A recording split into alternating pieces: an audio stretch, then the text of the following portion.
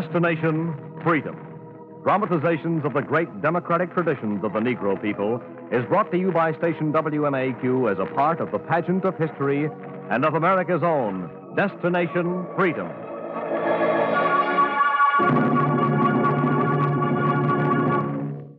There are few modern dancers who have excited the imagination of the theatrical world as much as Illinois-born Katherine Dunham. One of the great interpreters of Caribbean dances, the noted choreographer and her troupe have become figures of international significance. In a chapter entitled Dance Anthropologist, Destination Freedom presents the Dunham story.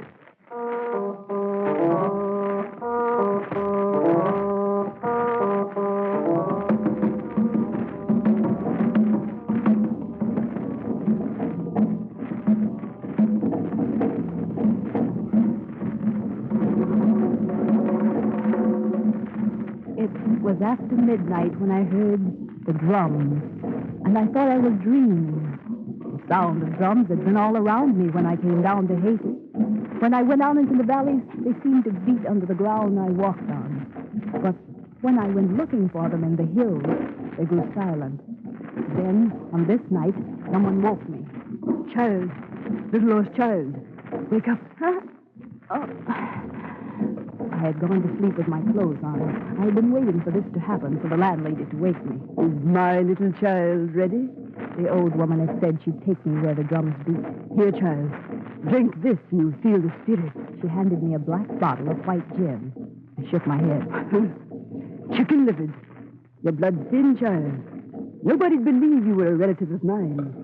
Nobody'd believe you had any of my blood. That's enough good spirit. She finished the bottle herself. Well, come on, little child.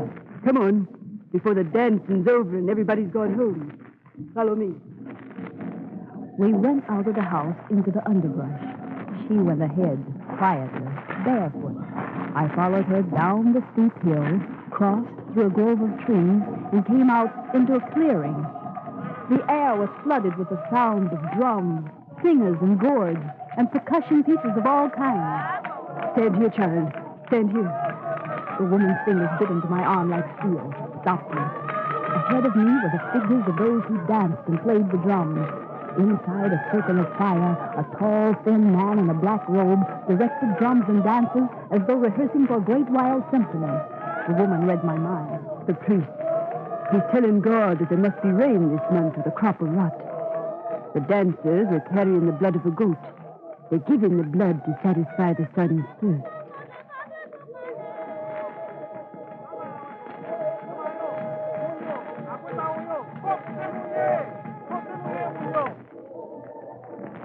The fluid movement of the dancers and the thousand rhythms that seemed to grow from the drums hypnotized me. I stood in a trance, never knowing when the dance was finished, for even when it ended, the men and women moved with a peculiar rhythm. Wake up, lost child. He's coming. Oh, tell him the truth. Tell him what you told me. All the dancers had stopped and were staring at me. The man they called the priest looked past me, fixed his eyes on the woman. I felt her steel grip loosen me, and she trembled when he spoke. You know the law of Mundung, woman. We do not welcome strangers. You know better. She's not a stranger. She's not one of us. You know better. She says she is. I told you about her. She's the lost child from the cold country. From the cold country? America? Let us step up to the fire. He never looked at me until the fire lit my face. From the cold country. I felt his hands on my face. They were strong, rough as a farmer's. They felt my ears and buried themselves in my wrinkled hair for a long time before he spoke. What do you want? I forgot what I'd planned to say, even though I'd planned this for a long while after I heard that the Haitian tribal rites were only open to relatives or to lost children, African children lost on the face of the Western continent and who wanted to commune with their ancestors, to come closer to the Great Spirit. Why did you come here? To learn to dance, to take what I learned back and teach others. He looked around at the dancers as though wanting advice. Let her stay. She's a lost child. Let her find herself.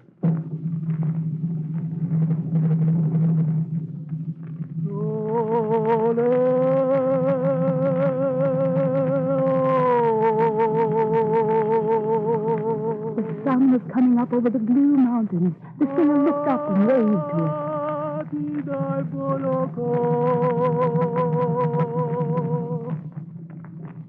As I waited for the priest to send me away, the song made me feel that this was my home, that the dances and drums were like something that I had lost and wanted to find again. What you see here are just poor Haitian people, farmers, workers. They come together and sing to lift the spirit, to sing about the sunshine, about the coming new day, about work, about women. In the evening, we dance together to make our bodies forget the hard work. Is that what you are looking for? Is that what brings you? Tell me. Standing there in the Haitian dawn, I told him where I came from and why, of the different dances I already knew, and of that winter Sunday years ago in an Illinois church when I sat with my family while my father, the minister, made an announcement.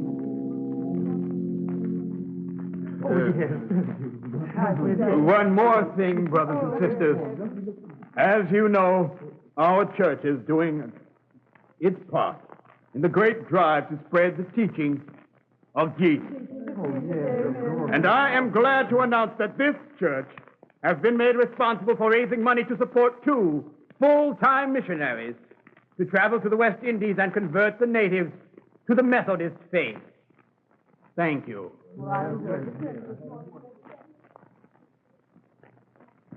My father's words excited me. I was still in high school, but when we got home, I asked him if the missionary jobs were still open. Well, of course they are, Catherine. You know of anyone to fill them? Yes. Well, tell them to contact me in the morning. Now run along. Father, I'm the one who's applying. Oh, Catherine, I haven't time for jokes. I'm not joking. I really want to go. Now, Albert, why don't you help me? I'm willing, but, well, we have to raise the money first. I could raise my own.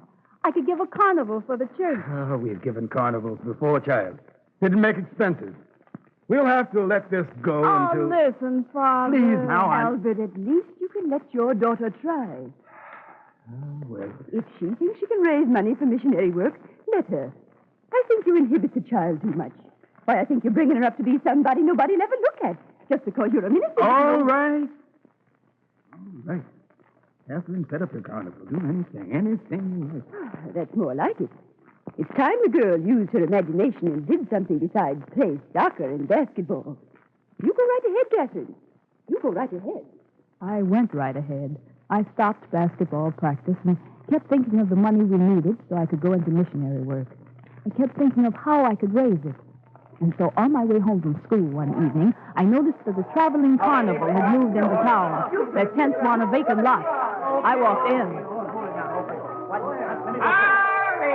Hurry, and see the biggest little circus in the country. Right-hand side, see the young man with 3 heads. See one little old woman weighing 695 pounds. And if you want to see dancers, we got dancers from the pineapple country. Did I say hula? I mean hula. That's right, folks. Just 1/4 the admission. See the hula dancers before you die. I got in a long line of men. I wanted to see how a carnival was run and how I could raise money for my own. But when the barker saw me...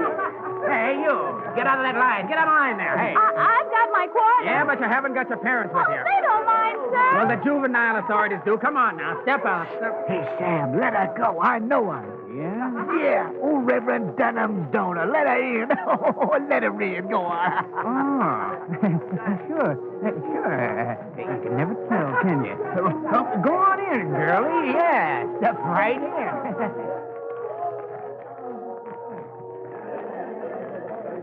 I squeezed inside the tent, sat on the front row bench. Thank you for your kind attention, ladies and gentlemen. And now, on with the show. That's what Professor, if you please.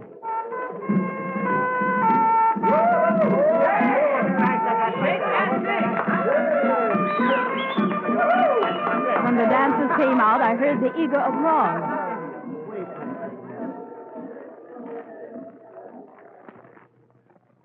When I came out, I had decided how I would run my carnival. I got the girls in high school together. We sold our carnival to the community.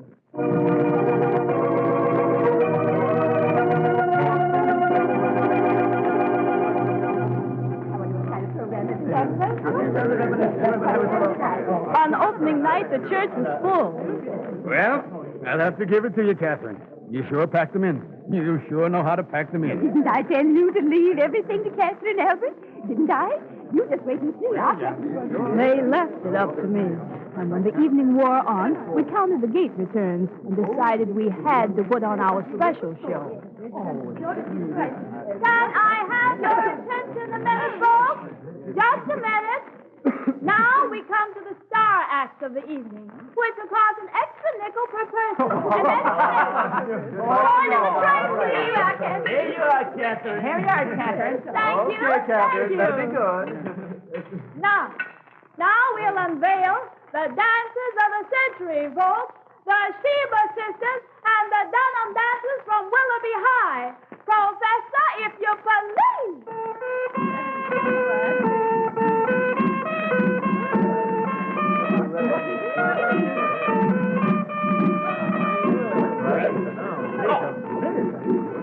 We went into the only carnival dance we knew.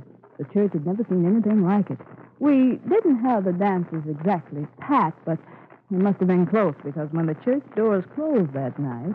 If I ever see you dancing like that again, inside or outside the church, the deacons ain't going to be able to pull me off you like they did tonight. Oh, but, Albert, she raised more money than all your carnivals The combined. devil could do the same thing. Not the money she raised that's important, but what kind of daughter have I raised? Now, Albert, she's going to be a Now, missionary. listen. Might as well forget this missionary business right now. The deacons would never trust what you might teach the natives, Catherine. When you put on that grass skirt, you ended your chances of ever going to the West Indies. Let's hope you find another field in school. I enrolled at the University of Chicago, and a friendly professor urged me to study... Anthropology, the science of man. Your aptitude test shows a pronounced interest in cultural backgrounds, Miss Dunham. Of course, there aren't many women anthropologists today, but I think you may become one of the best if you study.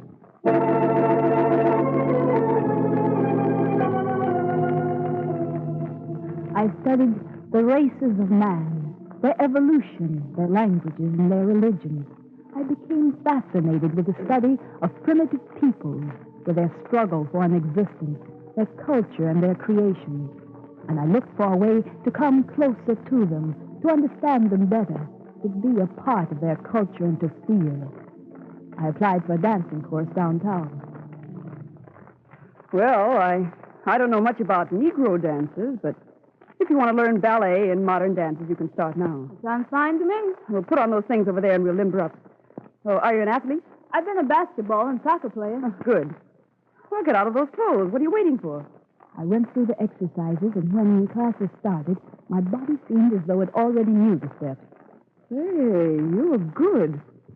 You aren't kidding me about not being a professional. No, of course not. Well, let's get to work on some ballet.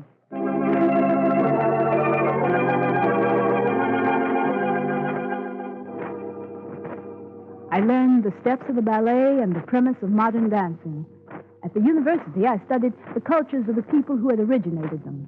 And I kept working at dancing until I got a chance to teach it. My teacher and I decided to go in together to teach what we knew of Negro dancers. I saw an ad in the paper offering studio space for rent, and I applied. Well, they sure answered you quick enough. They sent us the key to the place. Oh, what are you dreaming about? Come on, let's go open shop.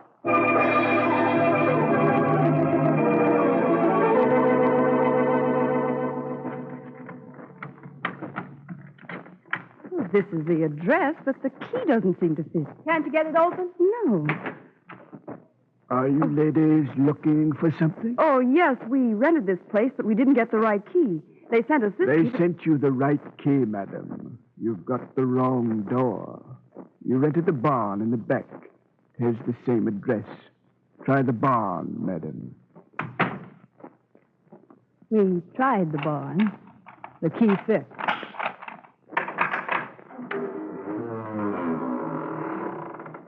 This is the kind of hole I'd hate to be stuck in. But it's a start. Well, where's the broom, honey?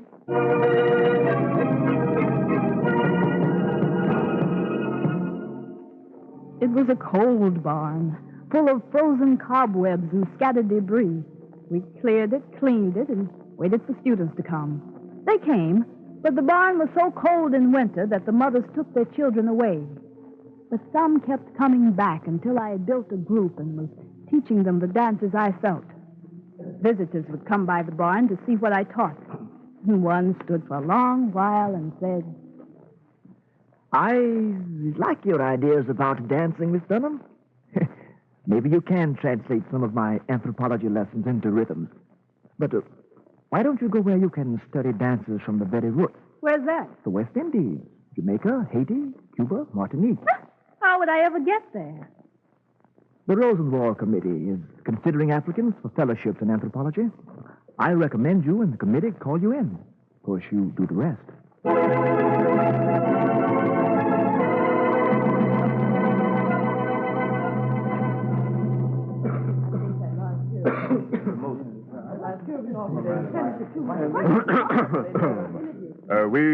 We will now consider the application of Miss Katherine Dunham.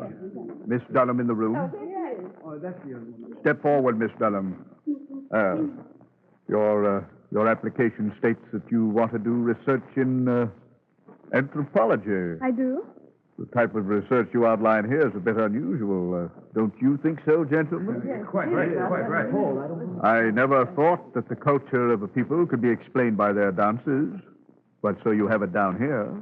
I thought that if I could study primitive dances and bring them back to America, we could come closer to understanding other peoples and even better to enjoying and appreciating them. I understand all that, but I can't see why you should be given fellowship funds for that. You've been learning dancing quite well in Chicago, I understand. Yes, I have. Oh, can't you learn quite a few things right here? Yes, I can learn some things here. Things like... Like what?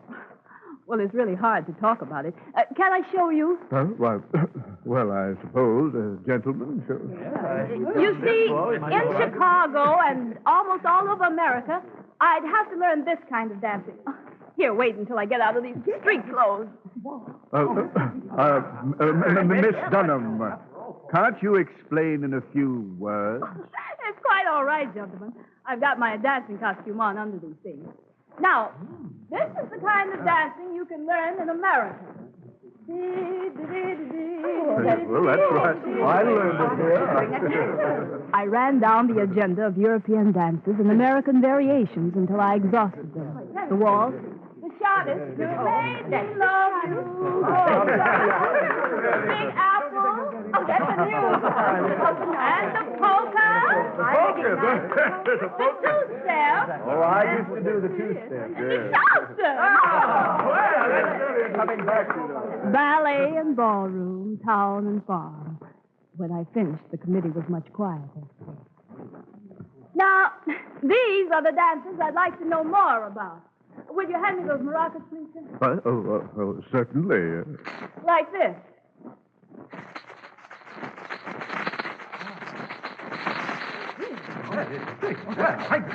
I did a short tribal dance I'd learned from a West Indian artist.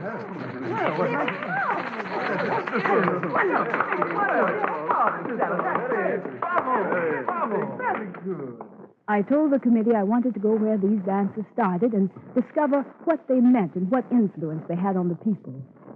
When I finished, I hardly dared glance at the committee.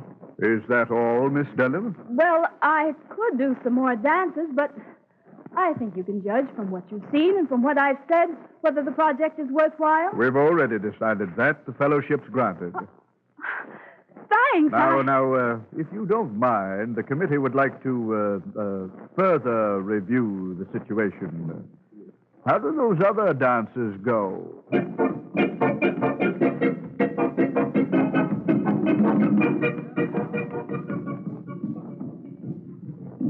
gave them a dancing lesson and caught the boat and went to Jamaica, Cuba, and to Haiti. When I wanted to go to tribal dances, I talked to the old lady who warned me. It's against tribal law for strangers to see the sacred ceremony. They're only for those of our blood. I convinced her that I was of the same blood and bone as were the Haitians. And when night came, she awakened me and took me with her. This is the story I told the priest. He listened as the sun rose and as one of the peasants sang.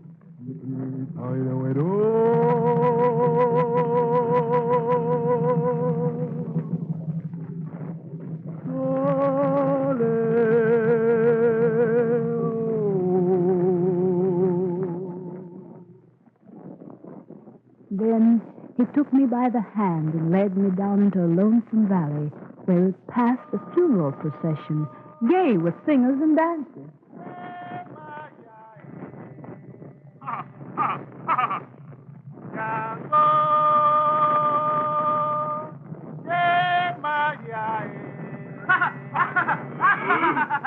Come, child. It is a very sad funeral. Very sad. Then why is everybody laughing and dancing? To keep the dead man from knowing they are sad. I don't understand. Then watch them dance. You will understand.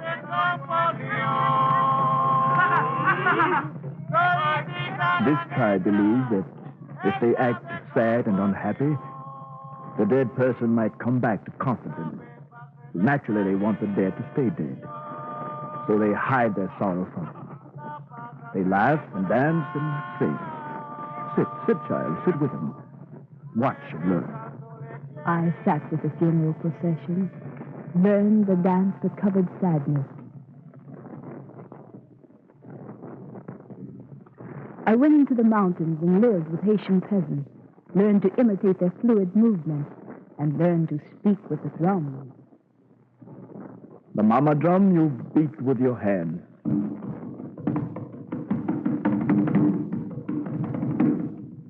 The bongos you tune by taking a match and torch and holding it close to the hide. That tightens it.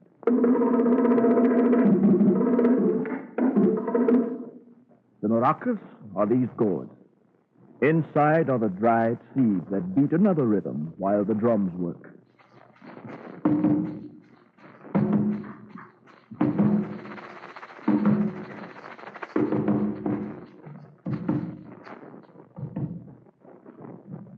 I lived in the Caribbean until I was full of the songs and rhythms of its people.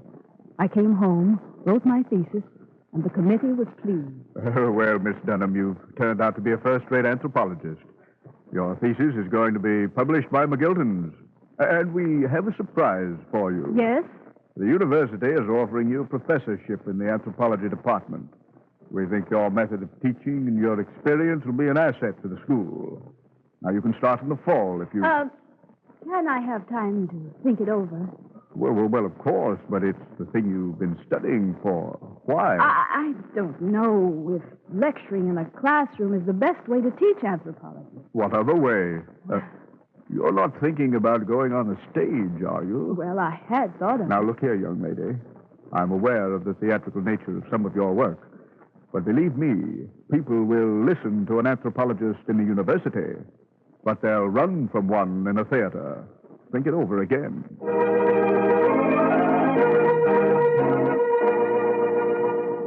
I thought it over again, and I gathered a troupe of dancers together and taught them the Negro dances and songs I'd learned in the Caribbean. We practiced and developed our own ways of interpreting the dances. We danced in Chicago and throughout the Midwest.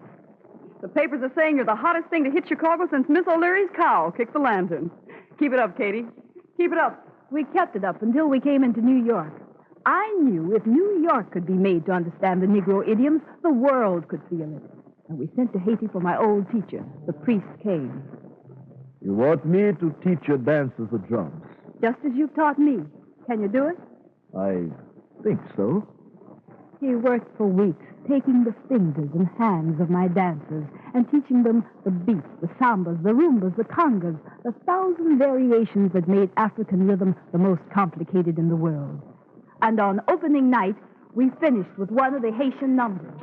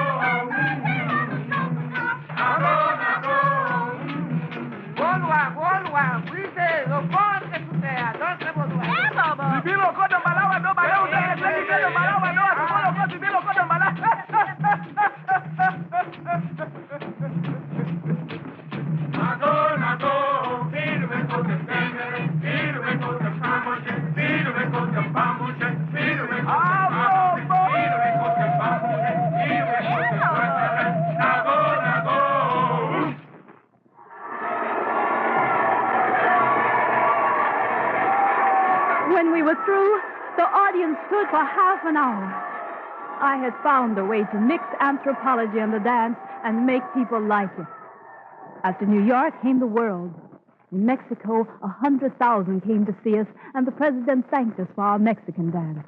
In England, the king and queen listened to our samba, and we went to Switzerland, Italy, Sweden, Holland, Belgium. All the world seemed to understand our dances. Somehow, I can't help feeling that my attempt to become a missionary by doing a carnival dance routine before my father's Illinois congregation turned out right after all. My missionary work has turned into a strange channel, but you don't have to go to the jungles to do missionary work. You can teach human understanding any place. That's what we're trying to do.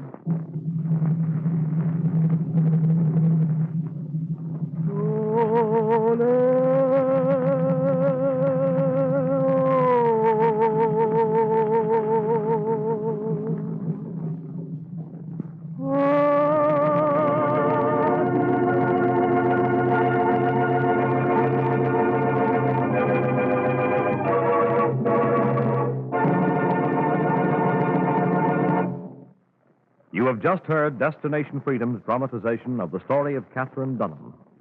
Destination Freedom is written by Richard Durham and directed by Larry Auerbach.